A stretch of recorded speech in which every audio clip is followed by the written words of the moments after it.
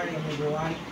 I am MGR Labrador, an accredited competency assessor in electronic products assembly and servicing in situ. I would like to acknowledge the presence of Alfred Verano, the Production Officer, and John Paul Lanoso, RAC Manager, and Leo Fortuna, our representative, provincial office. Good morning, sir. You do not have to worry about their present.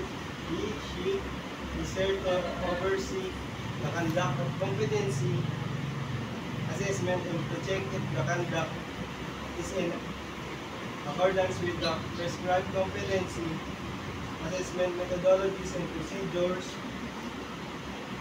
She will not assist you.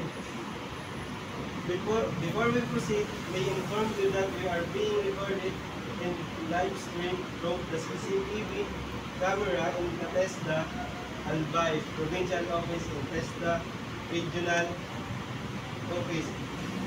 I have heard your consent, from which means that we, including me, agree to be recorded and to other terms, including sharing of your CCTV footage to authorized representative indicated in this form.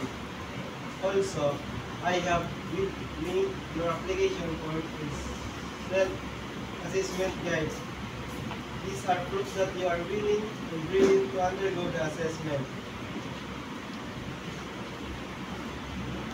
Before we start, please submit your admission slip.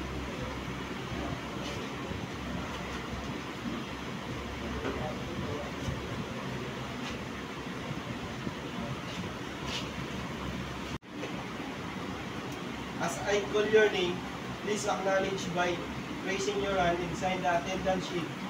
Ralph Joseph Lanoso, Ian Warren Vargas, John A. Ventino, sign Mr. Ralph Joseph Lanoso.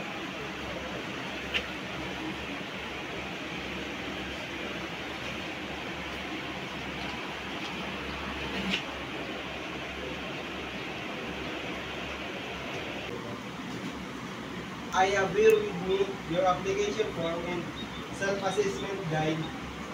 This is an indication that you know and can perform all the unit of competency enumerated for electronic product assembly and servicing in situ. I would like to welcome all of you to our center for your assessment for electronic product assembly and servicing in situ. The purpose of our assessment for electronic product assembly and servicing in situ is to determine the level of your competency. Today, I'm going to administer competency assessment for electronic product and assembly servicing in situ. The qualification for electronic products and assembly servicing in situ is composed of basic, common, and core competencies. For our core competencies, we do have assembled electronic product service, consumer electronics product and system service, industrial electronics modules product and system. The task to be performed, time, limits, and evidence to be collected. Perform a stable 20 minutes. Perform a stable 20 minutes. Perform unstable 20 minutes. To determine your knowledge and skill for electronic product assembly and servicing in situ, the assessment method values will be actual demonstration and oral questioning. These assessment methods can help to measure if you are competent or not yet competent. Determine your knowledge and skill for electronics product assembly, servicing in situ. The assessment method we will use will be written test, demonstration, and oral questioning. These assessment methods can help to measure your underpinning knowledge and skill.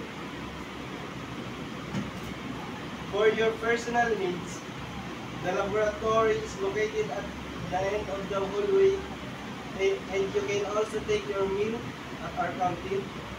It is located at the lobby. However, during assessment, you are not allowed to leave the premises of the assessment. If you have difficulties understanding the given instruction, please do not hesitate to inform me, because we are willing to translate for you also during the written examination. If you have dilemma writing your answer, don't be shy, because we can accept your answer verbally. If you have concern, question, or there is a need for you to clarify matter concerning the assessment, you may raise your hand, because I am more than willing to assess you.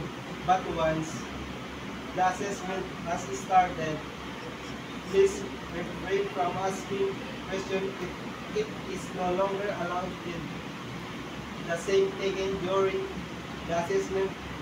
Also, if you have physically or any form of difficulties, do not hesitate to call my attention so that we can address it immediately. In case you have any question regarding the assessment result, you have the right to appeal. You can submit your appeal to the provincial office where the assessment center and the assessors are credited. From the issuance of national certificate, the AC manager shall inform you where you can take your national certificate with 5 working days after the assessment. After the assessment, and you found not yet competent, do not worry about it, because you can be reassessed anytime in your own convenience. In case the assessment is full qualification, you need to undergo the whole assessment process. If you are found to be competent in some unit of competency where you were found to be not yet competent, also, if you fall to a consecutive assessment, you will advised to undergo a refresher course before reapplying for assessment.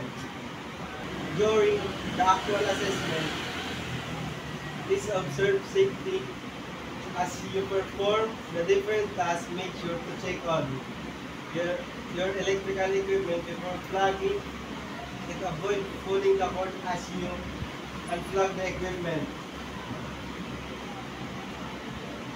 Observe proper body mechanics when you lifting heavy equipment to avoid back injuries. In case of accident, please call my attention immediately so that we can provide you with first aid.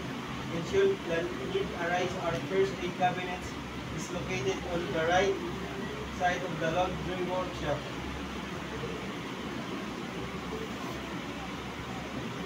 With regards to the result of your assessment, we observe strict confidentiality. This is to ensure your integrity. The result is only made available to authorized personnel. Into the institution where you have your actual training. In relation to this, the assessment package is kept in a secure place and guarantee the integrity of the assessment package. May I ask all the candidates to refrain from giving away any form of information that took place during the assessment process. If you do not have question or clarification, then I'm going to distribute the specific instruction. Please read them carefully and do not hesitate to ask questions right now.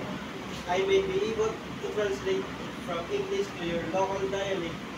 If you need assistance, then I will be more than willing to assist you. I will give your assigned number. Therefore, you, sir. Therefore, you, sir.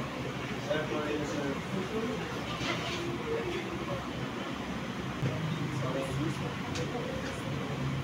So everybody must be ready. We're ready now. Candidate number 1. Can we please proceed to the assessment area, and for the rest of the candidates, please remain standby while I call you by your number. Thank you. Number 1.